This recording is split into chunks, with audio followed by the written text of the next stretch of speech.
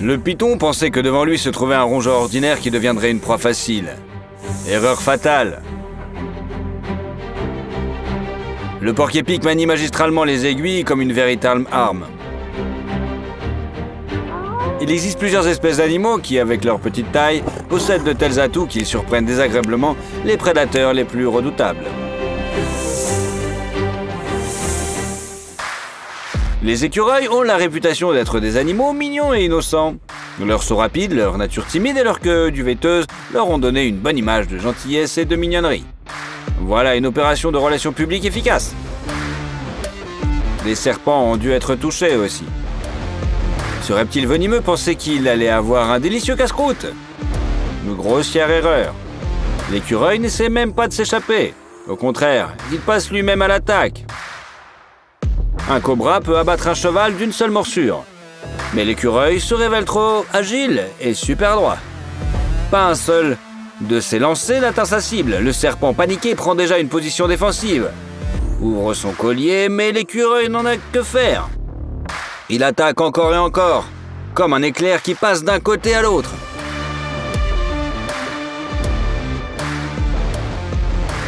Ce n'est pas un cas unique. Il s'avère que les écureuils sont de grands combattants. Ils évitent les combats, mais s'ils se mettent en colère, les prédateurs, même les plus gros, n'ont plus qu'à fuir.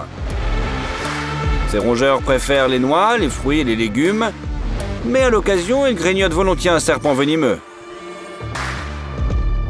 Les écureuils ne sont pas immunisés contre le poison de ces reptiles. Seule l'agilité, la rapidité de réaction et le courage suffiraient à plusieurs lions. Ne plaisantez donc pas avec l'écureuil lorsque vous lui donnez des noix. La tactique de l'écureuil est très particulière. Ils peuvent soit attaquer par les flancs pour confondre les adversaires moins agiles, soit utiliser leur queue. Non, il ne frappe pas le serpent avec, mais il le distrait. La queue se dresse au-dessus du dos de l'écureuil, le serpent réagit et tente de mordre, mais ses dents glissent sur la fourrure duvetteuse. Pendant ce temps, les dents acérées de l'écureuil, qui s'attaquent facilement à la coquille dure des noix, atteignent déjà les écailles de l'ennemi.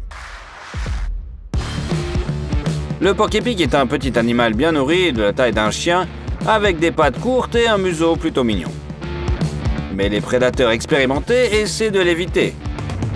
La raison en est simple. Les piquants de porc-épic sont pratiquement une arme absolue contre la plupart des prédateurs. Le fait est qu'ils ont une structure légèrement dentelée, de sorte qu'ils ne se contentent pas d'infliger à l'ennemi des injections douloureuses, mais qu'ils se plantent dans sa chair. En outre, les aiguilles se détachent très rapidement et facilement du porc-épic lui-même.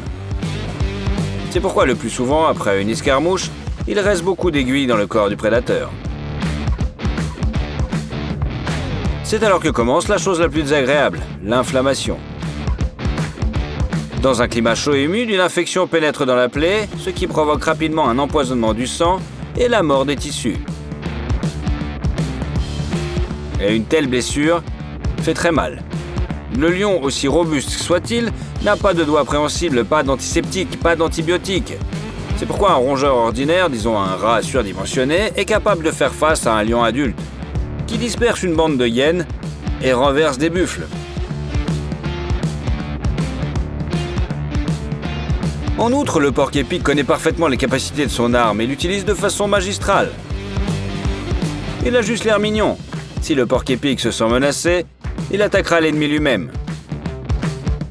Il a l'air drôle de l'extérieur.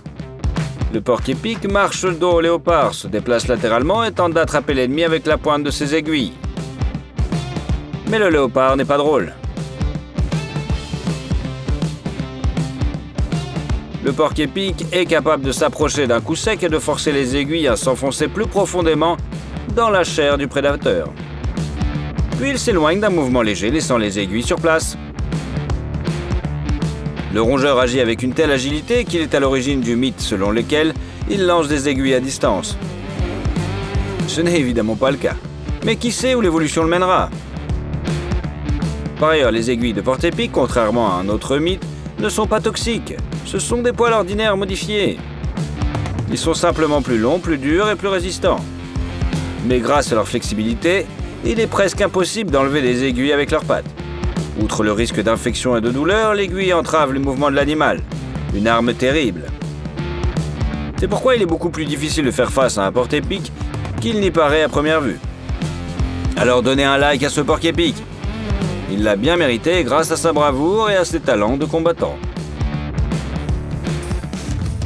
Cet alligator est très jeune, et le jaguar a l'avantage de la force. Mais le reptile connaît le judo. Regardez, se lancer par-dessus votre épaule. Ceinture noire oblige. Le jaguar vole littéralement dans l'eau. Le paresseux est généralement une proie facile. Bien sûr, il pue un petit peu, mais il n'est pas en mesure d'offrir une résistance décente en raison de sa lenteur légendaire. C'est pourquoi les énormes aigles harpies sont des traits friands de ces animaux. Les oiseaux brossent littéralement les paresseux des branches et les emmènent dans leur nid pour le déjeuner. Pour eux, les paresseux sont des proies faciles dans 99% des cas.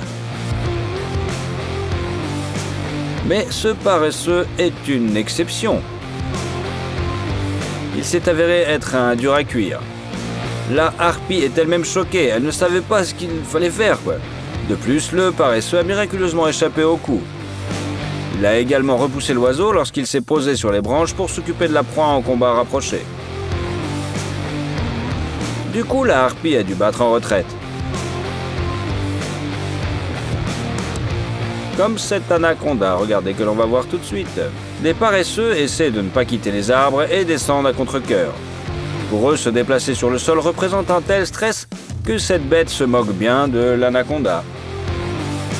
Il lui marche littéralement dessus pour atteindre le bon arbre.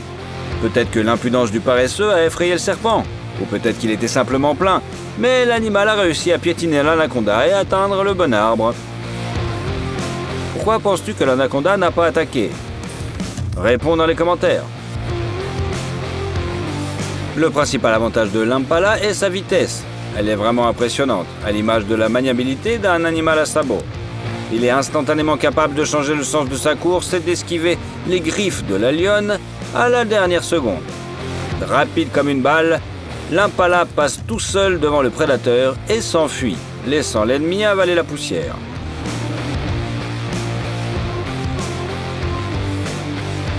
Cet ongulé n'a pas assez de force pour résister aux prédateurs comme les léopards et les hyènes.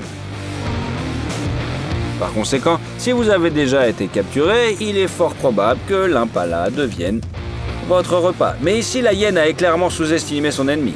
Elle a attrapé l'impala et était prête à le prendre avec ses crocs. Mais elle a été distraite par le guépard.